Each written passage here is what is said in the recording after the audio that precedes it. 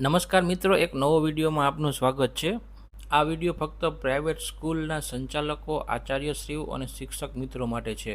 કારણ કે private school એટલે કે ખાનગી સ્કૂલમાં આપણે એફઆરસીની અરજી આ વખતે ઓનલાઈન થયેલ હતી, તો આપણે ઓનલાઈન અરજી કરેલ હતી, તો હવે તેના એફઆરસીના ઓર્ડર ઓનલાઈન ડાઉનલોડ થવાના ચાલુ થઈ ગયા છે।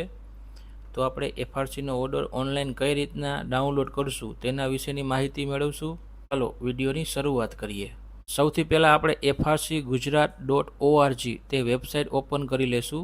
વેબસાઇટ ઓપન થઈ જાય એટલે તમને અહીં બધા ઓપ્શન આવશે, તેમાં આપણે લોગિન, તેના ઉપર આપણે માઉસ લઈ જશું એટલે આપણે સ્કૂલ લોગિન તેના ઉપર ક્લિક કરશું। તેના ઉપર ક્લિક કરશું એટલે અહીં આપણે સ્કૂલ કોડ અને પાસવર્ડ જે આપણે બનાવેલ હતો તે, અને અહીં કેપ્ચા, અને અહીં આપણે લોગિન કરશું। મિત્રો, અહીં આપણું એકાઉન્ટ લોગિન થઈ ગયું છે। અહીં સ્કૂલનો કોડ આવી ગયો છે અને અહીં સ્કૂલનું નામ આવી ગયેલ છે।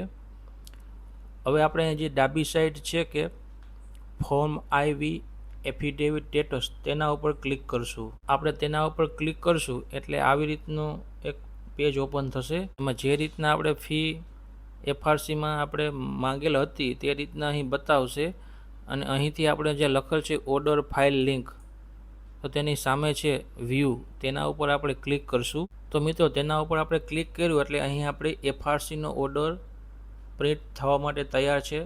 આપણે અહીંથી આને પીસીમાં ડાઉનલોડ પણ કરી શકીએ અને પ્રિન્ટ પણ કરી શકીએ છીએ।